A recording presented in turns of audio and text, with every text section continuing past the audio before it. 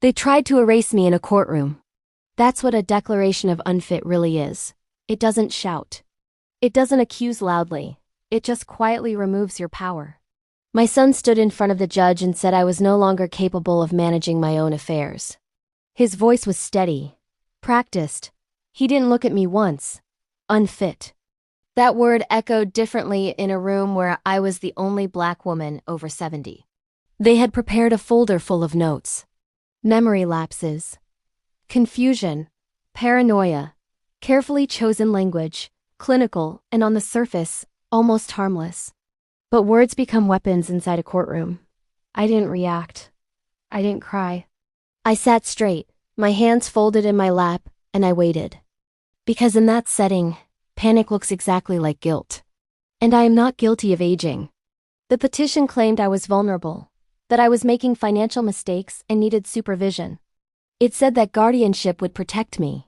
Protection is a beautiful word to use when you're really trying to take control. The judge looked at my son first. He asked, "What evidence do you have of cognitive decline?" My son cleared his throat. He started talking about small things.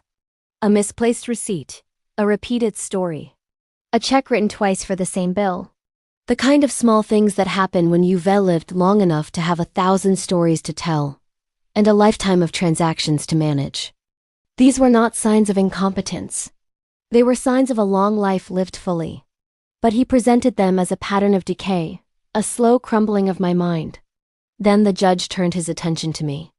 "Ma'am," he asked, "do you understand why you're here today?" I looked him right in the eye. "Yes," I said calmly. "My son believes I am no longer fit to manage my own life." A heavy silence filled the courtroom. He then proceeded to ask me about my finances. I answered every question. He asked me about the current date. I answered. He asked about the value of my property. I answered precisely, down to the last appraisal figure. I could feel the atmosphere in the room begin to shift. I wasn't the confused, frail woman they had painted me to be. I was present. I was sharp. I was in command of my faculties. Then he asked the one question that changed everything. "When was your last independent evaluation?" Independent. That was the key word. I saw my son's attorney blink. A subtle, almost imperceptible reaction, but I saw it. 6 months earlier, after the whispers and the concerned phone calls had started, I scheduled a full neurological assessment. I did it privately. Not because I doubted myself, but because I do not wait for people to build cases against me. I was raised to anticipate the storm before the first drop of rain falls. I nodded to my attorney, who then handed the judge the report. The pages detailed a comprehensive evaluation, concluding with a clear summary. Above average cognitive function for my age. No impairment, no decline. The judge read quietly for what felt like an eternity. In a silent room, the sound of paper turning is louder than shouting. Every rustle was a small victory, a dismantling of their carefully constructed narrative. Finally, he looked up from the papers and fixed his gaze on my son. "Sir," he said, his tone now firm, "do you have any medical evidence that contradicts this report?" My son's face changed. It wasn't anger. It wasn't sadness. It was the raw, unfiltered look of fear. The fear of being exposed. "No, Your Honor," he said, his voice barely a whisper.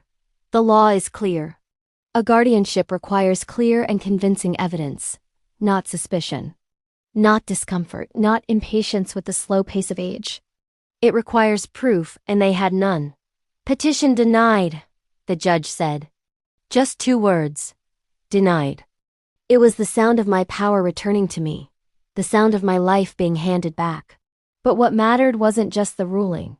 It was the exposure.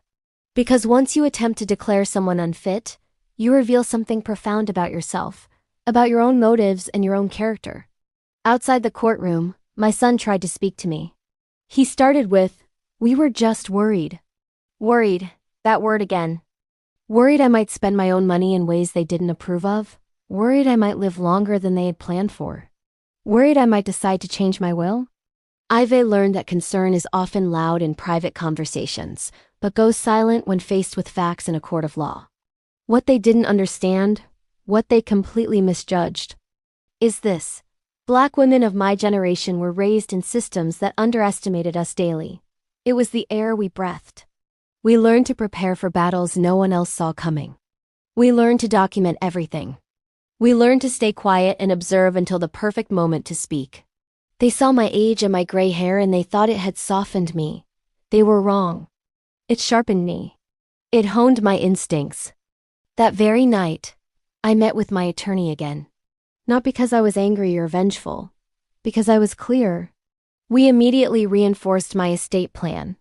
We added new oversight triggers and legal alerts that would activate if anyone ever attempted another filing like this. Silence is not weakness. It is strategy. My quiet demeanor in that courtroom wasn't fear. It was calculation. They tried to have me declared unfit, but the only thing that was truly exposed that day was their own greedy assumption. And assumptions, especially those built on prejudice and underestimation, collapse very quickly when confronted with hard evidence.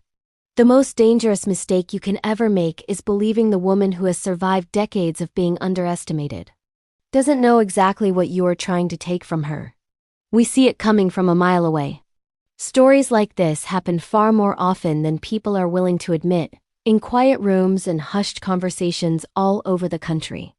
If you've ever been underestimated, if someone has ever tried to quietly remove your voice or take your power, then subscribe to this channel.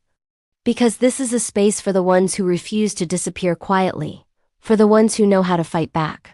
Thank you for listening.